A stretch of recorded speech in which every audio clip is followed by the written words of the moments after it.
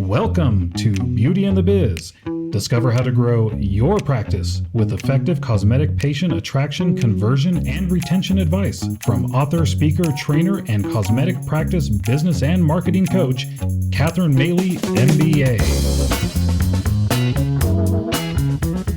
Hello, and welcome to Beauty and the Biz, where we talk about the business and marketing side of plastic surgery. I'm your host, Catherine Maley, author of Your Aesthetic Practice, as well as consultant to plastic surgeons to get them more patients and more profit. Now, today's episode is a very special interview with Dr. George Bitar, and he is a board-certified plastic surgeon. He's also founder and medical director of Bitar Cosmetic Surgery Institute, and he's got two office locations, one in Fairfax and one in Manassas, Virginia. And in case you don't know, it's in the Washington, D.C. area, which is super competitive. Now, interestingly enough, he came to this country from Lebanon when he was 16 years old. And I'd love to hear more about that as we talk today. Now, Dr. Bitar managed to receive a medical degree from George Washington University School of Medicine, where he now serves as assistant clinical professor. He did his general surgery at the Albert Einstein Medical Center of Philadelphia. He did his plastic surgery residency at the University of Virginia plastic surgery program. And then he went above and beyond, and he received additional training with prominent cosmetic surgeons in Rio de Janeiro, Melbourne, Johannesburg, and Beverly Hills. Now, he then launched his own plastic surgery fellowship program that was endorsed by the American Society for Aesthetic Plastic Surgery, otherwise we always call it AACS. And it is only one of 26 practices in the entire U.S. that has that type of AACS endorsement. That's a big deal. He's received numerous honors and awards for his research. He's a speaker and member of several medical societies, and he does medical missions and volunteer work in the U.S. and abroad. Now, if that weren't enough, he has a beautiful wife, and we'll talk about her later, and he's got two great kids, and he's an artist focusing on watercolors and photography that you can see on his website. But I'm not going to tell you that right now because then you're all going to go to the website. So I'll tell you that later, and I'll put it in the show notes. So welcome to the podcast, Dr. Bitar. How are you doing today, and did I leave anything out? Thank you so much for having me. It's a great honor and privilege. You know, we've worked together before at conferences in our own practice where you came and helped us tune things up. So it's so much fun to be here with you and to share some of our experiences with your audience. Thank you so much. Now, of course, there's only one conversation going on right now, and it will be for the near foreseeable future, and that's COVID-19. Can we get an update on COVID-19 and your practice and where you're at with that right now? Sure. I mean, I think that in the Washington, D.C. area, I'm happy to say that as of the time we're doing this podcast, the numbers are not stable. They're still rising, but they're rising at a very, very slow incline. So my feeling is if we have not peaked, we're close to peaking. The governor of Virginia, where I'm at, has agreed to open up this area on May 1st for surgery. So we have been doing surgeries the last week in a limited fashion. He agreed to open up the offices of non-essential medical practices, which a cosmetic surgery practice is non-essential, on May 15th. So we're going to be opening up shortly after that. But we're really never closed, Catherine. We have patients that we've operated on who are doing post-ops, who are seeing patients who need to be seen. We have some of the staff members taking care of patients who need prescriptions, have questions to be answered, have upcoming surgeries that need to be pre-op. So although we have slowed down our practice a lot, but we never closed. And where does the med spa fit into this? Are you able to do injectables and lasers?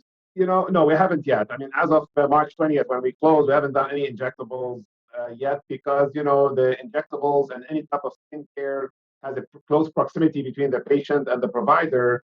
So we're waiting to, we're opening back up close to May 15th. We're probably going to open up on May 18th, which is a Monday. But then we're going to have more protective gear. We're going to have masks. We're going to have gloves. We're going to have patients being put in rooms and spaced out. So we're working out a whole new system of practicing medicine, unfortunately, but we need to do it for the safety of the staff and the patient.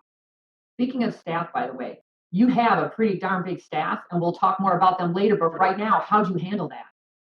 Well, I have to say that we always say in our practice that we may have over 20,000 patients, but we only have 27 staff members. So our staff members are very valuable to us. And, they're like our family away from home. And my wife is the executive director of the practice. I'm the medical director. So between her and I, the staff has become our second family over the years. Obviously, it was very painful for us to have to furlough a lot of them when we had to close our practice. We had no work for anybody, and it was just by the orders of the governor we had to close. And now, slowly, we're bringing people back. So it's very exciting. It's very rewarding for us to see them back, and we're happy that um, they were able to survive the last month. It has been tough, but they were able to do what they had to do to survive. Now we're bringing our patients back slowly for the pre-ops. We're doing a lot of virtual consults, a lot of virtual post-ops, a lot of virtual pre-ops.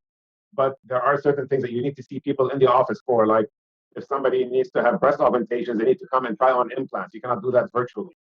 If I need to do any type of rhinoplasty surgery, I need to examine somebody, and we're being very careful with the gear, with testing people. But the hospital has given the green light to open for rhinoplasties next week, and we're planning on doing them.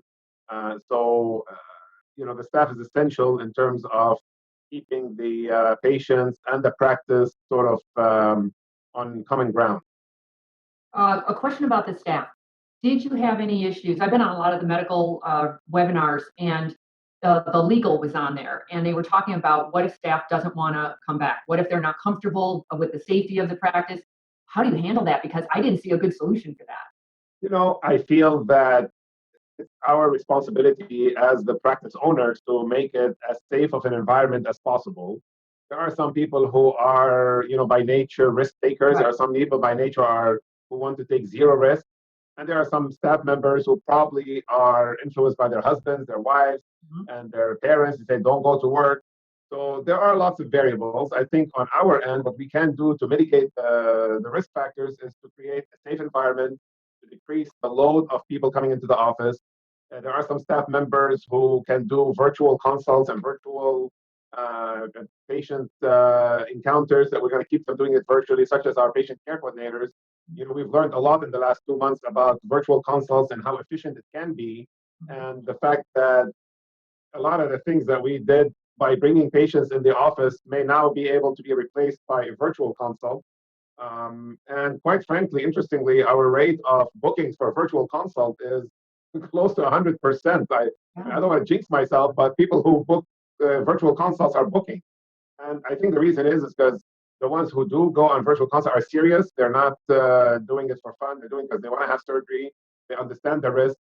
They have the finances. And so our staff is very happy to help them. And because they're motivated, we're able to do a lot virtually and before we had to do in person and hand holding.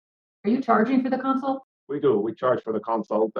They can call our office and our staff can give them the financial information. That probably helps too, that you're during the COVID-19 crisis. I was recommending that you just build a list right now and build your brand and let anybody talk to you. But now that things are settled, I would say now it's time to go back to charging for a consult, virtual or live, because you can't afford the no-show rate. I mean, we were charging before for regular consults. I didn't see a reason that we should change our habit in virtual consults. We're still giving the patients our time. We're still giving them our expertise. We're still giving them our know-how. We're showing them what we'll do for them. We're giving them valuable advice. So I feel that if they are serious, then that should not be a big deal to them. If they're not serious, they probably will not come to a virtual consult in the first place. All right. I got a tip from Rima, your lovely wife.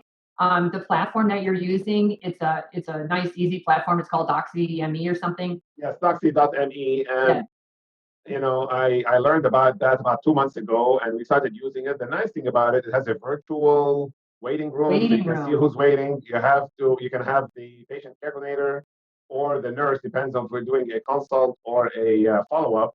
But you have one of the staff members there. You have the patient and myself or Dr. Lichstein, my partner there. You have the other patients who are in line. They understand when their time is going to come because they're going to be in the waiting room. You can show them before and after photos. You can show them, you have a nice, very, I should say, clear screen that if I want to raise my iPad and show them things on my iPad, I can. We can give them virtual consents to sign through it. So it really does a lot, and it's not that expensive. There's like a $35 to $50 a month version that you sign up on, and you can upgrade it so you can have a little bit more, more bells and whistles at a little bit of higher rate. But as far as I'm concerned, it's been very effective in terms of having the patients in the comfort of their own home, my staff member in their home, and myself in my own home, talking about what we would normally have done in the office. The patient, if I'm doing a breast augmentation consult, they can just lift up their shirt. I can examine them. If we're doing a face consult, it's very easy to see. If I'm doing a rhinoplasty consult, if they say they're having difficulty breathing, then I know they're going to probably need some type of airway procedure. And when I go back to the office and examine them on the pre-op, which I will, because I never want to operate on anyone after just having seen them in a virtual consult. I have to see them in person. Call me old-fashioned, but virtual can only go so far. You need to be in the same room with the patient. You need to gain the trust of that patient. They need to know that you're serious enough and that you care enough about them that you sat down and talked to them and answered their questions face to face, which is what we're going to do. But for all those reasons, I think virtual consults are probably going to be here to stay. I think that we are going to see a change in the way we practice medicine based on not only COVID, but on companies that do virtual consults and videos upping their game, because now they realize there's going to be a lot more demand, and things that were difficult to do or more cumbersome are going to become more streamlined and easier to use.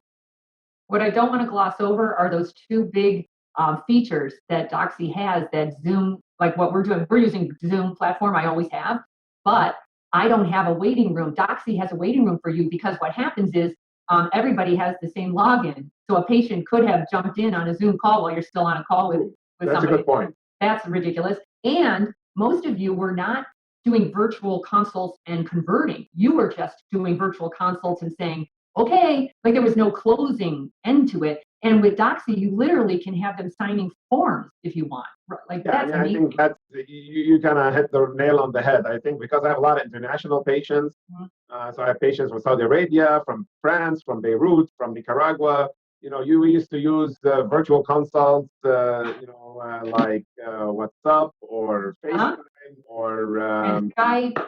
Skype or all those Google, things. GoToWebinar. People would call me on, Instagram, on Facebook. I mean, whatever they could get their hands on, but it was not professional. I mean, the way I looked at it was in just a way to keep the interest of the patient in the practice, but that was more like a stepping stone. Now, with what we do with Doxy is the real consult. I mean, I'm booking patients as soon as I hang up. They go to my patient care coordinator. They give them the pricing. They give them the. I mean, we're very busy. We're with the restrictions we have in the hospital, we're booking a lot of patients. So we're running out of space. So if patients want their surgery, they want it right now, and they want to recover during this time of COVID, then they better book soon. Right. I'm glad that you have what's called embrace virtual consults. I don't think now that we let that out of the box, I think it's going to become mainstream. I think many patients are going to demand it because it's more convenient for them and for you. But a busy person, I would do a consult any day virtually, then go get in the car, schlep over there in traffic. I love it, but I think you have to put some parameters around it, because remember in the old days, you couldn't do a consult unless you live far, far away, like a virtual. But I don't think it can be far away anymore. But I don't know what the answer is yet. I think you have to test things. But I used to say you have to live at least like 25 miles away or 50 miles away. And now I think you have to know your audience. I can tell you that you have to remember something that is very important in terms of the psychology and adaptability of people to virtual consults. Virtual consults 20 years ago were on the phone. People would call in. I mean, I did the International Cosmetic Fellowship around the world. I operated on all 6 continents. I had patients calling me when it was midnight my time and it was 12 o'clock their time and all that stuff. And so initially there were the phones, and then there was Skype. But now we live in the generation of Instagram, where people want to see things instantaneously. You post a picture on Instagram. If you don't get your 100 likes in your first hour, then boom, it's going to flop.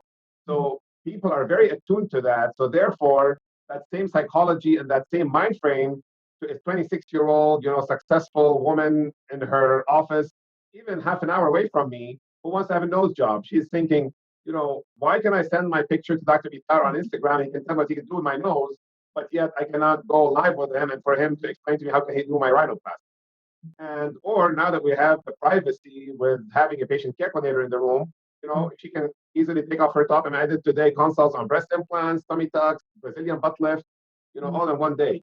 So, a woman can be in the privacy of her own home, even in her own office, and take her clothes off. And I have a chaperone with me in the virtual room, so to speak, which is my nurse or my patient care coordinator.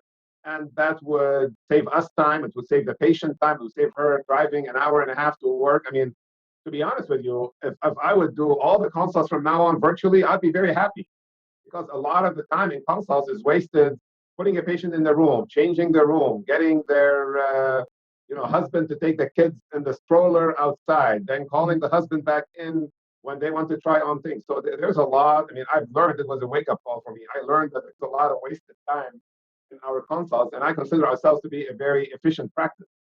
So I think, number one, virtual consults are here to stay. Number two, not everybody wants a virtual consult, so we will be able to see them in person.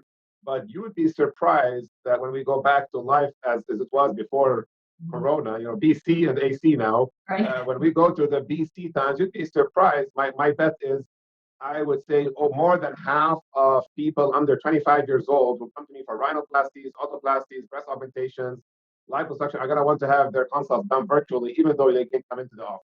And I'm going to offer it to them. I think they're going to demand that for sure. Now, you might suggest doing like tier pricing. If you really, you have such a good close rate for your virtual, I would actually, I'd stick to that. But if you don't, some of the practices, I do suggest charging less for virtual, more for live to get people, or sometimes the other way around. They're trying to still get them in live. But if you're having such a good conversion rate, what the heck? I was going to say, so if you don't mind, this podcast should be only broadcasted to people about 150 miles outside of my radius so that they don't get my pearls. Yes. Turn this off right now. Yes, anybody nearby. So, this is a really good time, though. You mentioned the hospital. Amongst all of this, you literally just opened up your own OR. Can you just talk about that? I saw a tour. I tell my staff, it's like we send the bride to the altar all dressed up and the groom stood her up at the altar, We have a beautiful office. So it's our setup in the Fairfax office. We have a 2,700 square foot beautiful office that we do everything in right now. We do surgeries, we do med spas, we do pre-ops and post-ops, consultations, even seminars. In the last year and a half, we built a surgery center right next door to our office. They're only separated by a corridor. And so the new office is 3,700 square feet. So it's about almost time and a half the existing office. Oh, wow. It's got 2 beautiful operating rooms. And the way it was designed is that we're going to move all our surgical business to the office next door, where we have the operating rooms, we have exam rooms, we have the patient care coordinator rooms, and it's got a nice recovery room. And the way outdoors, it's on the ground floor, so people can go from the back door straight to the car. They don't have to go through the lobby. And we'll keep the med spa services and the skincare in the existing office. So we'll separate the non-surgical from the surgical services. And I mean, the setup is gorgeous. It's beautiful. Of course, I'm biased. I built it. But I couldn't wait to start on March 30th. And then, we got an unwanted visitor coming to town. Dear Lord. I saw you, if anybody wants to look on Instagram, you did a great tour of the office, the new surgical center, and it's gorgeous. It's beautiful. I couldn't believe the timing on that. But whatever. So what's the plan? When can you use it? The plan is we're going to be opening up on May 18, and we are going to do all the injectables and pre-ops and post-ops in the office, because we're already operating right now in the hospital. So the people that now I'm seeing in a half-empty office, they'll be coming back to a fully staffed office next week or so. And we're still trying to figure out our surgeries in the office, because we have 2 operating rooms that are meant to do general anesthesia. And so now we have an anesthesiology group that we're contracting with. Our problem right now is it's very, very difficult to buy things to make the office safe for coronavirus patients, let alone operating. Whereas you have to have gowns and masks and gloves to see somebody pre-op and post-op. When you operate, you have to have certain filters for the anesthesia circuits, a box, that they have to put above the patient to intubate anesthesiologist. You have to have the negative air in the operating room, and you have to have the air circulating. We're going to be getting the UV, the air filters that also kill the particles in the air, because coronavirus is a very aerosolized virus.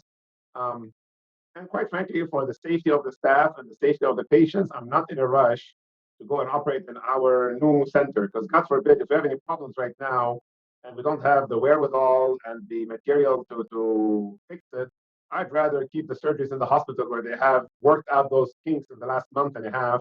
And then when we get a little safer the next 2-3 months, I don't know, then operate in our office, because our office was ready to be operated on in a pre-COVID era. Right now, I have to assess every little thing, the safety of the staff, the way we, clean the surfaces, how long does it take between one patient to another to bring them back into the room after we've done the previous surgery, what kind of surgeries we're doing. I can tell you that we have a protocol where I have eliminated certain surgeries that I'm not doing anymore.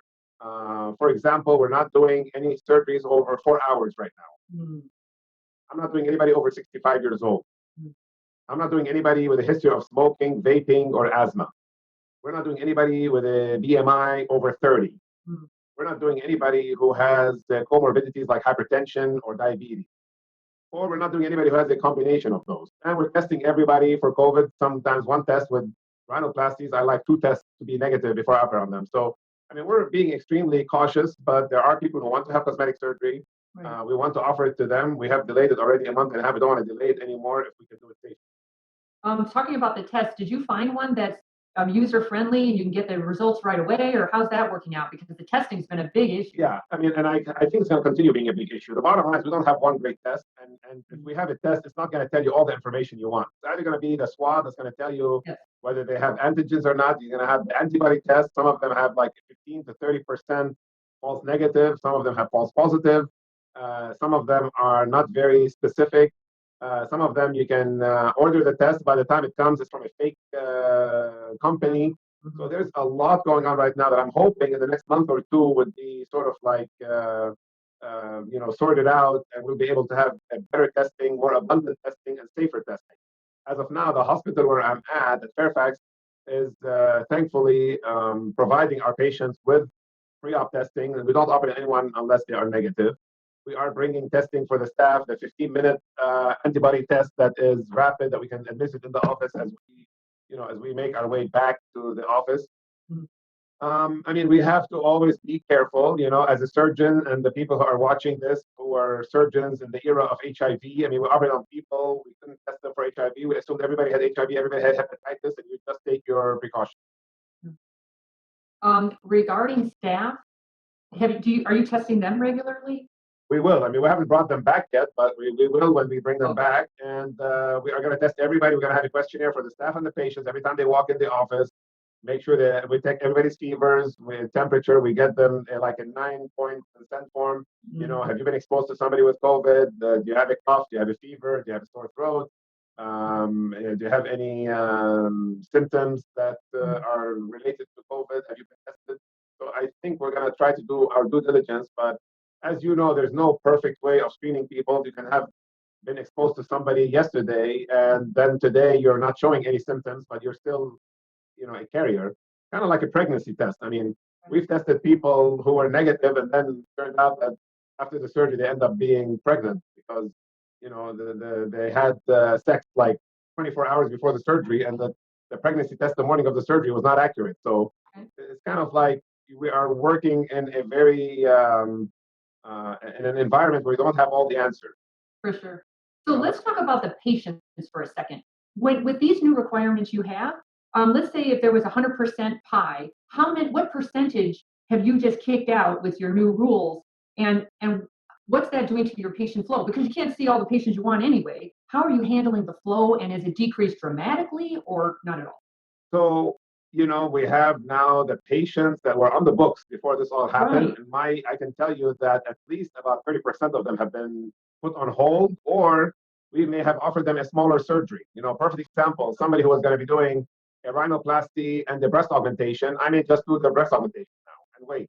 Or somebody who was going to be having a rhinoplasty and facelift, I may just do the rhinoplasty and wait on the facelift. So that's number one. Number two, we may have to retest them. They may have been negative, but they may have, converted recently. They may have booked for a liposuction case, but now over the last month have gained a few pounds and are no longer a good candidate for what we thought they were good candidates for. So we're assessing everybody. We're trimming down the surgeries. And those were the old ones. The new ones, the ones who are now coming for virtual consults, they are being screened by the patient care coordinators before I even do the consult. So by the time I'm doing the consult, they kind of like, if somebody calls and says, I'm 79 years old, I want to have a facelift, she's not getting a virtual consult right now to begin with. We're saying, you know what, right now it's not safe. We're going to have, or if somebody says, I insist, I read about Dr. Bitar, he does lower body lifts. Well, I'm not doing lower body lifts right now because in my hands, it's a 6-hour case, and maybe other plastic surgeons are faster than me, but if I feel that a case is going to take me longer, I'm going to keep them in the hospital overnight. I'm not doing anything also to anybody in the hospital overnight. Whereas I used to do, for example, a breast reduction and a tummy tuck at the same time, I'm not doing those combinations at the same time right now. And I do a lot of webinars. We just did the Dallas rhinoplasty course with Dr. Rorick this weekend. We did the ASAPS webinar last week. We're doing every day. There's a different webinar. And, the plastic surgeons ourselves are confused as to what is the right thing to do. I don't think anybody claims to have all the right answers. I mean, we are taking the information that we have. We're trying to make the best decisions to protect ourselves, our staff, our patients. But anytime you see a webinar and you get somebody who's quote unquote an expert speak, I can guarantee you can get somebody else who's going to be, drilling holes in that person's statement. I feel for you guys, but it's never been more important for you to have a business mindset than it is now, because the math has changed so much for you. You can't have that kind of overhead and 50% of the patient flow that you used to have. You've all got to figure that out. And I don't have a good answer. I have plenty of answers, but you know what I mean? You have to really look at the math. We're living in a rationalized, it's a rationed world right now. Mm-hmm. People are going to put off Botox, they're going to put off their surgeries. But you'd be surprised how many people we have seen in the last month and a half in virtual consults that want to have their surgery yesterday. I'm young, I'm healthy, I've been sitting at home, I've been making money because I'm an IT consultant, I'm a lawyer, I have my own business, I'm selling things online. I had a woman that I did a consult with who was a virtual fitness instructor. So all her work before this was online anyway. And these people want to have surgery right now. They feel it's a great time to recuperate. So, it's not for everybody. And a lot of people are going to say, this is not the time to have cosmetic surgery. But there are other people that say this is the best time to have cosmetic surgery. I have a friend of mine who's a surgeon who I operated on last week because he was not operating himself. He's like, well, this is my time to have my surgery. So. Right. So let's switch over to marketing, because one thing you guys really have down is marketing, brand. You know how to brand. Like, you are the top tier in branding. And I don't know why more surgeons don't get this, but you've also put in the work to make that happen. Dear Lord, I mean, if some write papers, you write 10 times more papers. If some have PR, you've had 10 times more PR. Like, you've really, just so you know, from a marketing perspective, I applaud you for putting in the effort, because it really does differentiate you from all the competitors in a wildly competitive arena. So how did you know to do all of that? Where did all the marketing finesse come from? Well, I mean, part of it maybe my Lebanese background. I think if you come from Lebanon, you have that entrepreneurial spirit in you. Partly because I had good mentors along the way, and partly because cosmetic surgery is a desire. It's not a need. I mean, you don't have to have a facelift. You don't have to have a tummy tuck. So when people come to me and say, do I need a facelift? Like, you don't need a facelift. Nobody needs a facelift. But you're going to do it because you want to do it. So, my dad is a pediatrician, and he practiced pediatrics for 52 years. And God bless him. He was your wonderful, Dr. Welby type of pediatrician that everybody adores. And my practice couldn't be any furtherly different from what his practice was. But did you do that on purpose?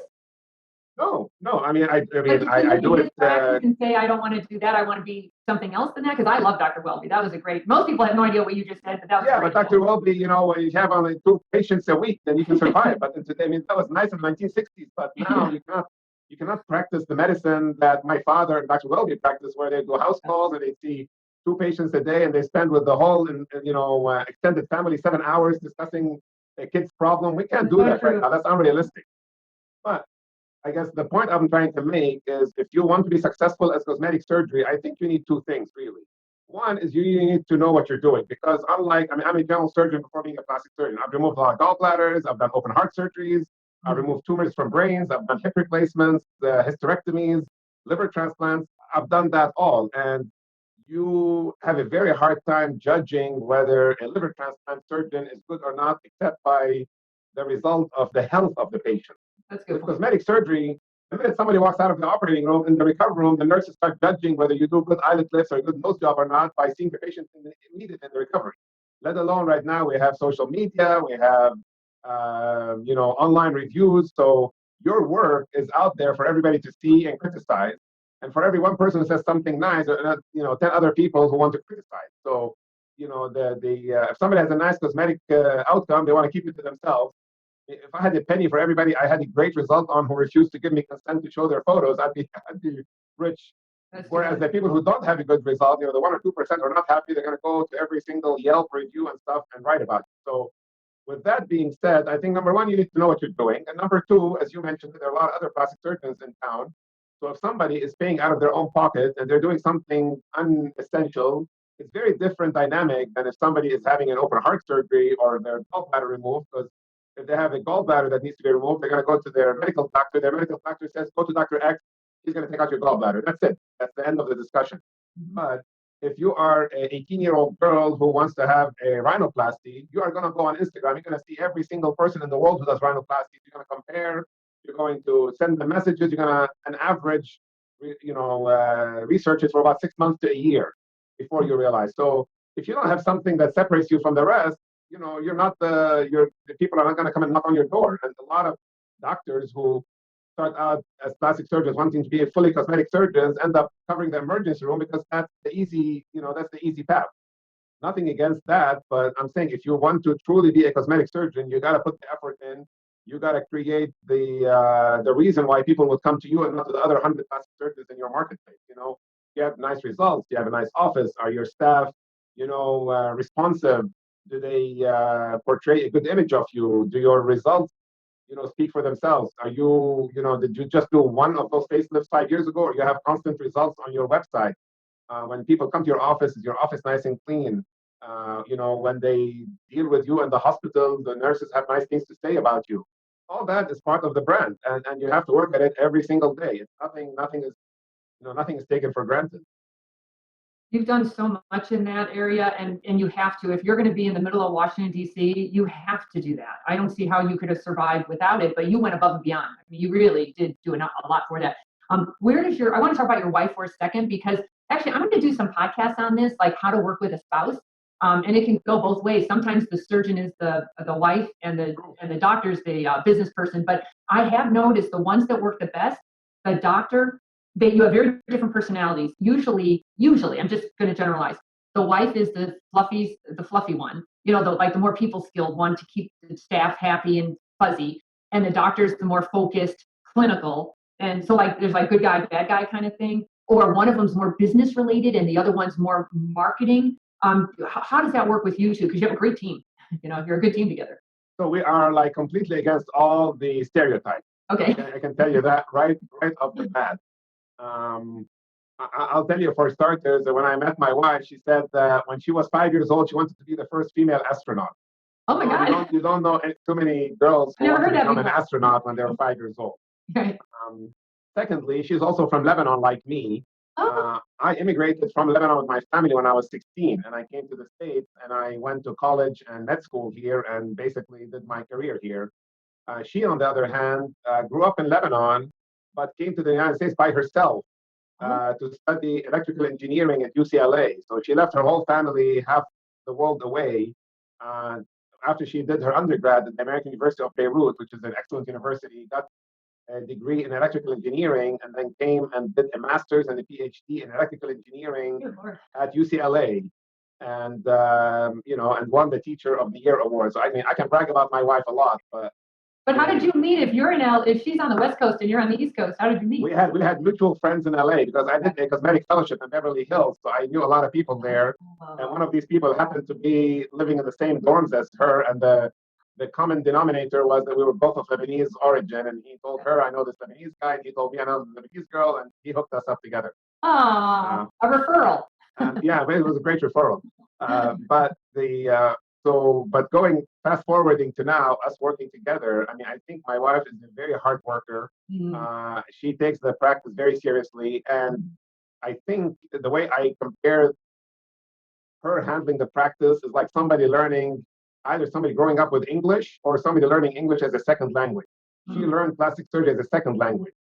As a result, because she came from an engineering background, she brought literally, when she started with me the practice, when she joined me, I had started the practice in 2002, and then she joined me as the executive director in 2010. So we were 8 years into it, but she went and bought every single book about managing plastic surgery practices, read them, and she was great at data analysis and data mining. So she already came with a very different set of skills that she applied And so we kind of look at the practice from a very difficult, in a different standpoint. I want to make my patients happy. I want to spend time with them. I want to, give them free stuff here and there because that's what doctors like to do to make their patients happy. She wants to look at the staff, whether they have used up their time, whether they're going to overtime, whether things that we did for marketing a year ago are still pertinent. Whether that vendor who is doing our internet is still cost effective, we need to move to another vendor. Whether our 401k for the staff is with the right financial company. So she does all the things that I hate to do, quite frankly, and that I was never good at. And I like to focus on taking care of patients, being the creative person, and we have an office manager that runs the day-to-day activity, Gerald. So between Gerald, Rima, and me, I think we have a very good grip on the practice. And whenever we're interviewing somebody who comes into the practice, I tell them, when you walk into a practice that is run by a husband and a wife team, you may have a concern that, what if these two guys fight one day? What's going to happen to my job? I say that's a very legitimate concern. Let me reassure you that we're never going to fight one day. We fight every day. You're very consistent. Every single day, every single thing we disagree on and fight it out. But the nice thing is, we fight it out based on fact and based on mutual respect. So it's not the fight for the sake of fighting. It's the fight for the sake of trying to come up with the best solution for the practice. And we've made it work for 10 years through government furloughs, through the recession, and now through COVID. So I think we have a very good system. And I think we love our staff. And, I feel that we go above and beyond for them and they do for us as well. So I think it has worked out for us. But I think the key is we're both very hard workers. Rima is sitting sometimes, Sunday night until midnight trying to figure out employee bonuses or a new marketing campaign, or if we're going to be instilling a new software for our before and after photos. And she wants to work out the kinks before we introduce it. So we have, it's a busy practice, as you know. Mm-hmm. We have a high volume. And we do a lot of services from skincare to injectables to lasers to all surgeries. We do facial surgery, rhinoplasties, and body surgery. And we have a very robust non-surgical practice, with all therapy machines, the fractional laser machines, Cool Sculpt. We have more Cool Sculpt than anybody in the DC area. We have 4 Cool Sculpt machines. Oh, wow. We have Excelus. We have M-Sculpt. So our skincare, our injectable, our laser, our non-surgical, and our surgical practice are all, working full steam. Now, of course, COVID is going to change things. We still really don't know how it's going to change things. We're going to go and dip our toe in the water before we dive in. But we are an aggressive practice. We're not going to basically sit at home and just do anything. I mean, we've done a lot of consults. We've seen our patients in the office. All the patients wanted to be seen have been seen. So I think we're very proud of the fact that even in these hard times, I feel that we were able to, take care of our existing patients who already had surgery with us, manage the people who were on the books but have not had surgery, and be able to service the ones that want to have surgery in the future and do it to them in as professional a way as we can. You brought up bonuses, and that's actually going to be another fence to jump over because they haven't been working. A lot of the staff count on those bonuses, like, how they spend the money before they get it because they know they're going to get it. But without the patient flow, that's a whole other complex. How do you fix that when we've been off work for 2 months or who knows how long, I mean, look, I have a simple philosophy. I mean, I think if the practice does well, the staff does well. If the practice doesn't do well, the staff doesn't do well. It's as simple as that.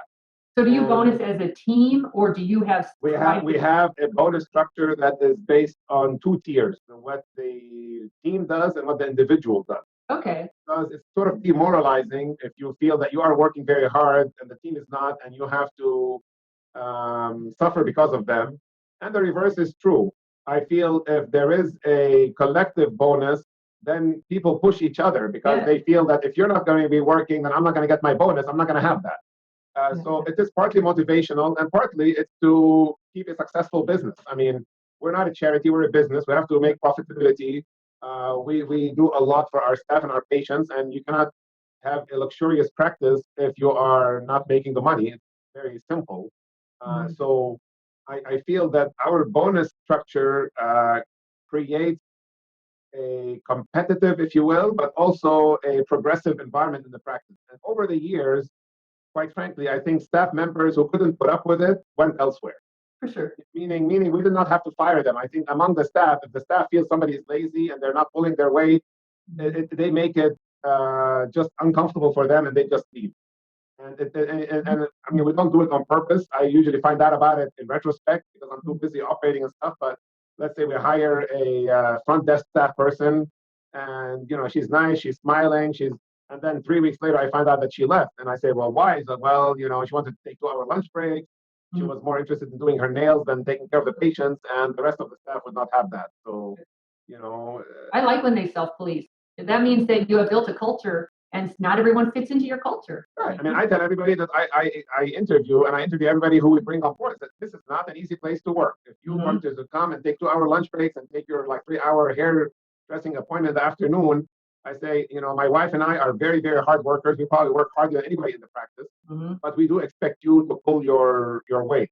So yes, I mean, it's a culture, and some people may tell you, oh, I don't want to go work for the Bitar Institute. They're very they're very hard on their employees, and they're right. I mean, I don't dispute it, but for the right person, it's very rewarding.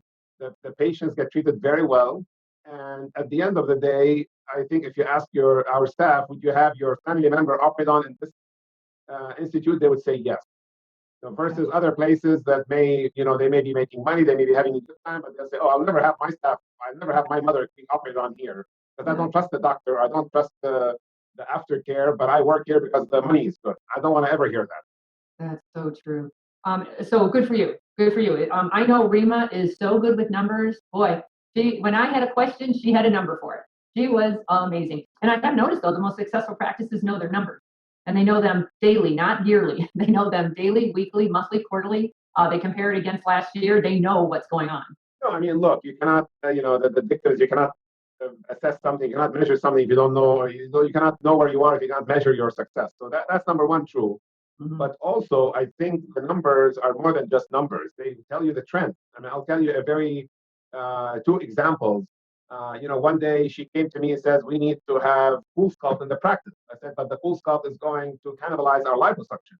He said, our numbers for liposuction has been going up for the last 10 years, and this year they flattened out. And next year, I'm afraid they're going to start coming down because other people who have full sculpt machines are taking away from us the business. Fast forward 8 years later, right now we have 4 full sculpt machines, and we do more liposuction. So that was a decision made on numbers. Another decision was I did a lot of transaxial breast augmentations with saline implants. I love saline implants. They were easy to put in. And she came to me one day and said, we need to do silicone implants from the armpit. I'm like, the hole is small. I cannot put the silicone implant in here. I can put it underneath, but you got to learn how to do it. So I went and learned how to do it, the Keller funnel. And now, 6 years later, I do 99% of my breast implants from the armpit with silicone implants. There you go. But what that did is it kept our implant or our breast augmentation numbers going up, because when she told me that, it was the year there was a crisscross. The silicone implants were on the rise, saline implants were on the decline, and that's the year that they intersected. So knowing your numbers is important, not just in cosmetic surgery, as a business. You can translate that to if you're a car maker and everybody else is making electric cars and you're still stuck on the fossil fuel cars. One of these days you're going to be buried alive. And the people who did not adapt to watches that were digital watches, they went by the wayside, and Swatch came and ate their supper. So I mean, like any business, I think you need to know your environment, especially in cosmetic surgery, where the people who are asking for it are very well informed. They're highly motivated. They care for their looks. They have the money to spend, and they're going to do their research, and they want the latest and the greatest and the best for themselves. Nobody says, I dream of being operated on by a mediocre plastic surgeon, Have you added any new marketing avenues after COVID, or do you think you're going to market any differently after or now than you did before? That's a good question. I think one thing that we have started doing recently that has been very successful, that has brought us a lot of new consults, is our live Instagram. Yep. And whereas we had done maybe 1 or 2 live Instagrams in the past, a year apart, when I go to a conference or when an event happens, now we made the commitment to do a live Instagram every Friday. Friday or Saturday, depending on the guest. So 4 weeks ago, we had Ashley Iconetti, who was on The Bachelor, and she's a patient of ours, and I did the model lift on her. So she appeared, and our viewership went up the roof because she has over 1 million viewers.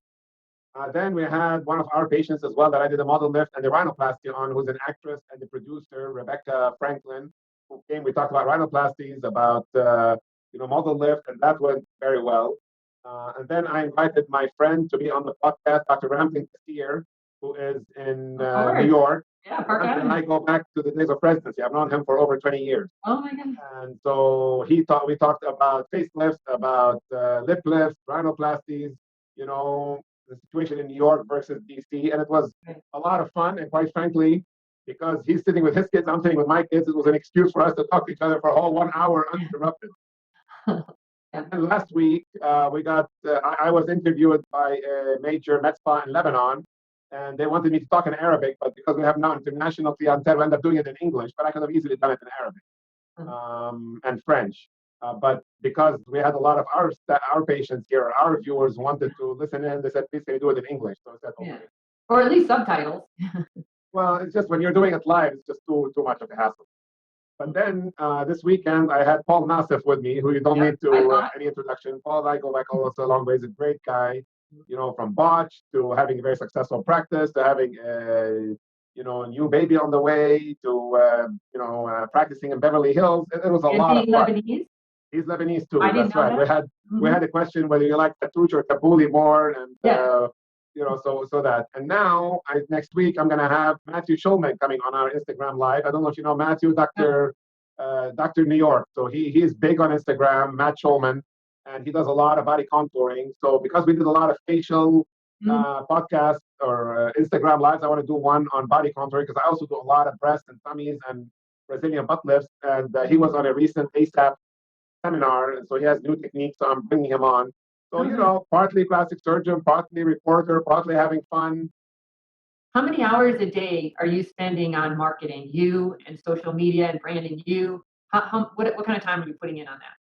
It's difficult to say because I'm doing a lot of things academically. I mean, I was at the Rhinoplasty Dallas meeting this Saturday, and I had to present a PowerPoint presentation on rhinophyma. So I had to sit down and put all my photos in order. I had to do my research. So I spent a lot of time on that. We have a new chapter coming up in a book on PRP for hair transplant, for hair growth. Mm-hmm. So I had to edit that chapter. I have another chapter coming up with Dr. Steinbreck in New York in a book on male cosmetic surgery, on neck lifts on men. So that hasn't come out yet. It's coming out. So I do a lot of talks, lectures, seminars. We had a huge conference coming up next year for the Association of Plastic Surgeons of Lebanese Descent, which I'm going to be the chairman of. Oh my God. 500 plastic surgeons from around the world, but now we're going to have to postpone it a year to 2022 because we don't have any sponsorship money.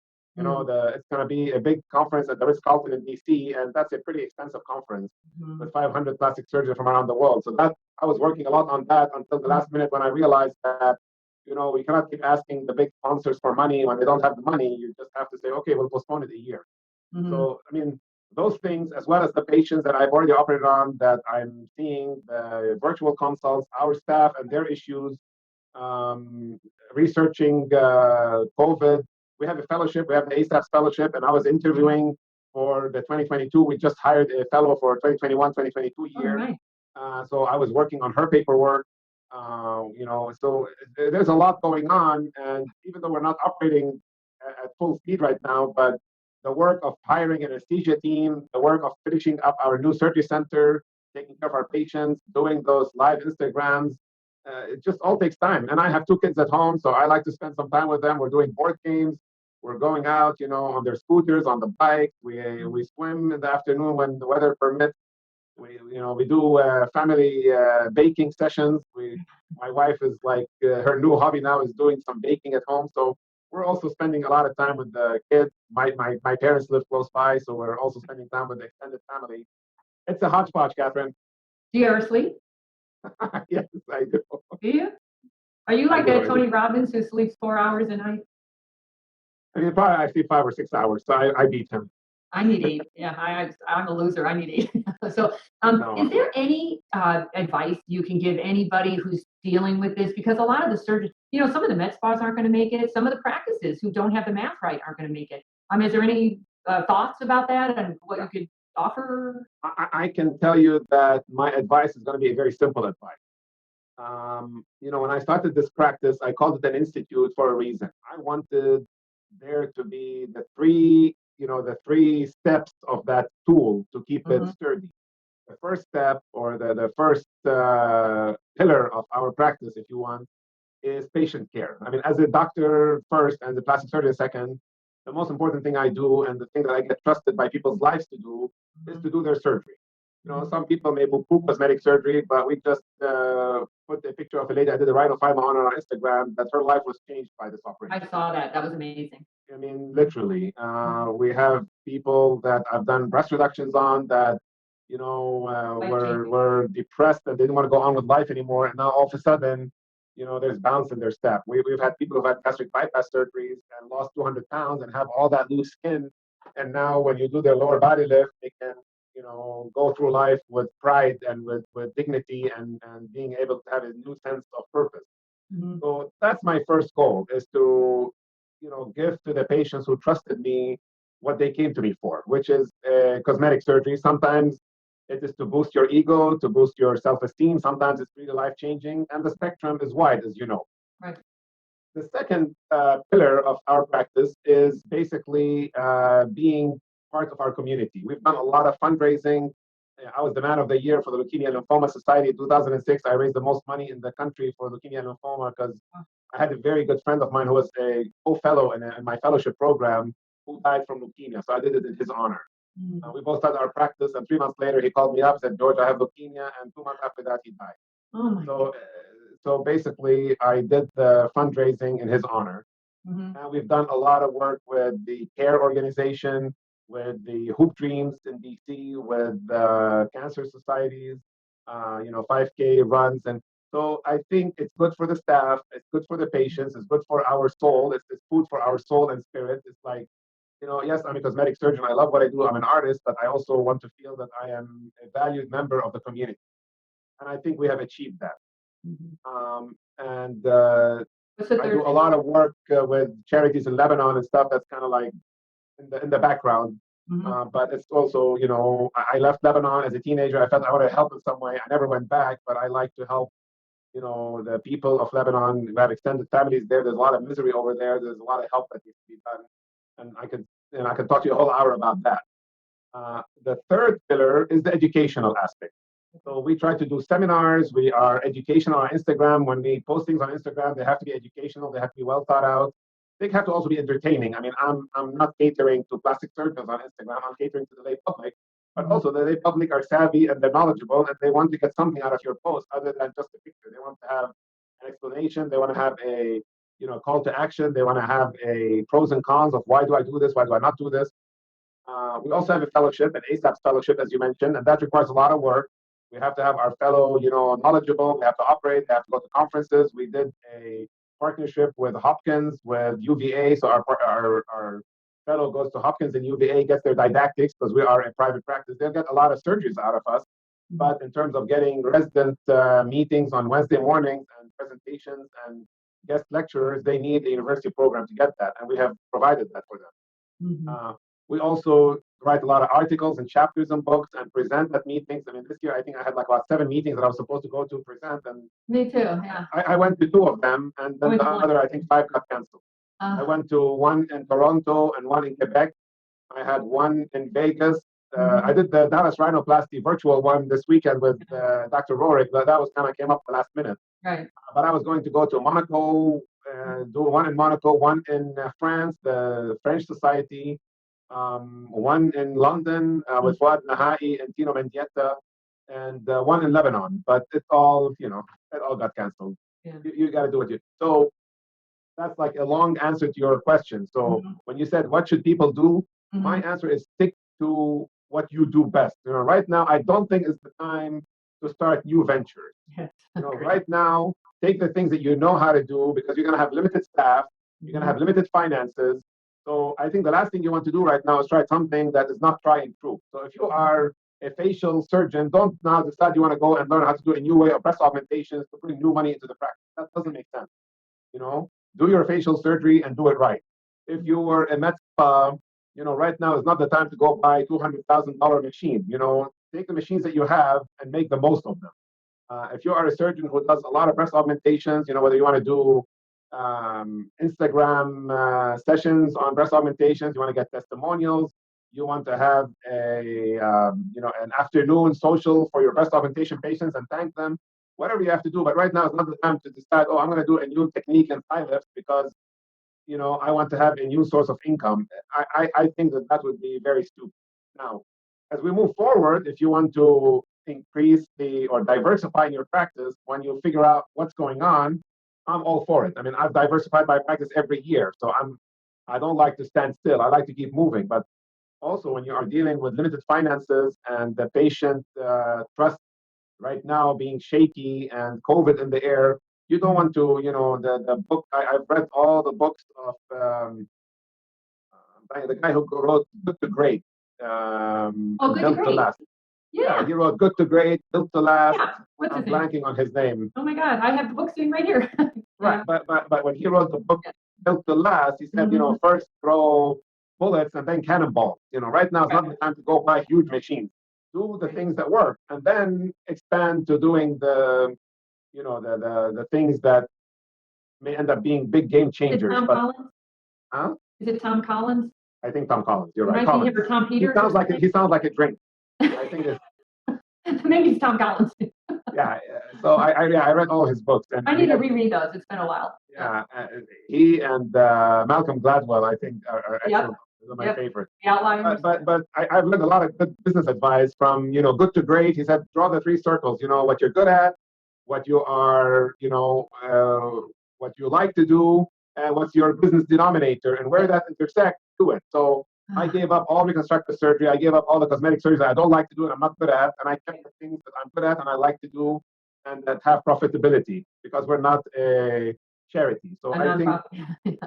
No, I agree. On a personal note, because we're going to wrap it up now, I really am fascinated with how does a kid from Lebanon who came here at 16 end up where you ended up? Because the only thing, I'm one of those ignorant Americans who came from Chicago, and I still have the accent, although I left 40 years ago. I never understood what was going on over there. I still don't understand, but I did see that movie Beirut, only because I love John Hamm, I think his name is, from Mad Men. I never saw it because I lived it. Ooh, it's not pretty. It's a real tough movie to watch. My guess is probably it's even watered down from reality. Wow. What the heck was that like? I mean, look, I grew up in Beirut, where Beirut was considered to be the Paris of the Middle East, So I was born in 1968, so I'm 52 years old now. And the war started in 1975. So I was like 6 or 7 years old when the war started. And then I came to the States when I was 16. So I lived 10 years in war. And, when I first came here, and I came here as a freshman to University of Missouri in Columbia, Missouri. So it could not have been a very different environment from war in Beirut to being a freshman. I started the college at 16. And so it was a interesting transition, to say the least. But I think war taught me a lot of things. I mean, it taught me, number one, how to be resilient. Because it was not a sprint, it was a marathon. Day after day, you go to school, you don't know whether you're going to finish your class, you don't know whether a bomb's going to fall on your class. Number two, it taught me not to take anything for granted because, we lived in a very uncertain environment. I mean, it was like COVID-19 multiplied by a million. We lived in a place where you didn't know whether you're going to get killed or shot at any day. And I was shot at least 3 times in my life. Luckily, the people who shot at me were not bad, were bad shooters. Oh. I almost got kidnapped once. And so there are a lot of things that at this point they're not relevant to this conversation. But what is relevant is it teaches you how to appreciate life and how to put things in perspective. So I don't sweat the small stuff. I pay attention to detail, but I know that I'm going to overcome this. I tell my staff, I survived 10 years of war, medical school, 2 residencies, and 2 fellowships. I'm going to get you through this. And when I tell them that, they believe me because it's true. I'll tell you a simple story. When I took the SAT, because I had to come to the States, I had no choice. It was like a spring of 1985, and I was immigrating here like 2 months later. So I had to take my SATs to be able to enter college. And we went to the American University of Beirut, and we arrived there at like 7:30 in the morning, and the test was going to start, I think, like 8:30 or something. And during that hour between the time we arrived and the time the test was going to be given, there was a lot of fighting going on outside, and the sound of the bombs and the artillery was getting louder and louder. And then we enter into the classroom, and the noise of the bombs and the war going on outside of the classroom was so loud that we had an American professor. He was one of the last Americans who were left there before they were evacuated. Said, look, if we open up those packets for the SAT, you have to take the test. Otherwise, we'll lose accreditation from the United States. If you don't want to take it, that's fine. You can leave now. But once you open it, it's a 4-hour test and you have to take it. I remember about 2/3 of the class left. But I was one of those people who had to take it, so I had to stay. And the one thing I do remember is because it was a classroom with big glass windows, because 2/3 of the class left, the people who were sitting next to the windows were all moved inwards to be away from the windows. And then the teacher had to write the instructions on the chalkboard because we couldn't hear him. It was so loud. We could read what he was writing, but if he was saying something at the front of the classroom, we couldn't hear him. I was like sitting in the middle of the class. I couldn't even hear him. And I took that test for 4 hours under those circumstances, not knowing when a bomb's gonna fall outside of the classroom and kill all of us. So, the irony is I finished that exam. I came to the States. I got accepted based on my TOEFL exam, test of English for foreign language. And I never knew my SAT scores because they were mailed to the United States and then they were mailed back to Lebanon. I came here, so I never found out, but I was accepted anyway. So I didn't bother finding out. Okay, that is an insane story. It is. If I didn't know you, I would say you're making it up. Nobody lives through things like that. That's insane. I can't even imagine. I can't even imagine what that was. I can tell you at least about 50 stories like this. But I say it because it's an SAT exam, you can relate to it. You can relate to the fact that I was 10 years old swimming in a beach and there were Syrian soldiers. I thought they were like fish flying next to me because there was like water. It turns out that there were Syrian soldiers on a hill using me for target practice and shooting at me. And I ran out of the water and they started shooting at the sand and the sand was flying next to me and I had to run for shelter. Like I said, luckily they were like bad aim. But yeah, I was 10 years old and there was like no good reason. It just felt like it. I don't even know how you're rational right now. But that's insane. It really is. Life went on. Well, America's been good for you, It has been great for me. It has been great for me and my family. So, at least there's that, like you went through hell and now you're hopefully in heaven. Yeah, but the interesting part is my generation did not have PTSD. We all felt like, this is life and you just get... Possible?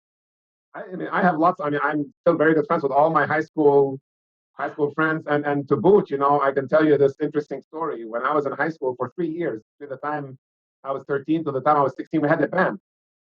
We formed a band, and we played in schools and auditoriums of universities. We had the best time during a war going on. Oh, the band was called Quaking Bush, and we called it Quaking Bush out of a character in a novel by John Knowles called Separate Peace. I don't know if you ever came across that novel. John Knowles was a very prolific writer, but he wrote this novel called The Separate Peace about two guys in the northeast New England dorms while World War II was going on. And we could relate to them because there was a war going on in Europe while they were having a separate peace in New England. And our band was our separate peace from the war. Anyway, so we formed this band. We played for 3 years. It was a great time. And then we literally got scattered all over the world when high school finished.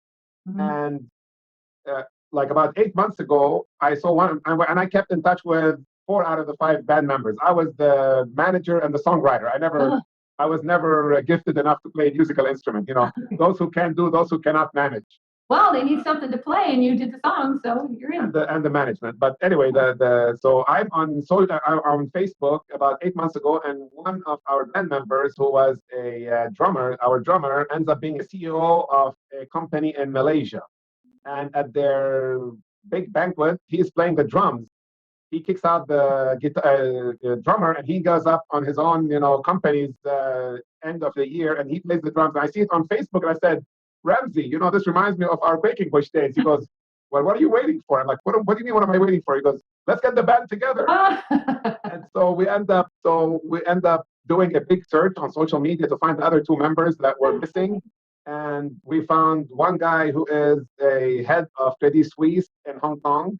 He was our keyboardist. The rhythm guitarist is a big banker in London. I'm here. There was the bass guitarist is a architect in Texas. And let's see, who's the last one?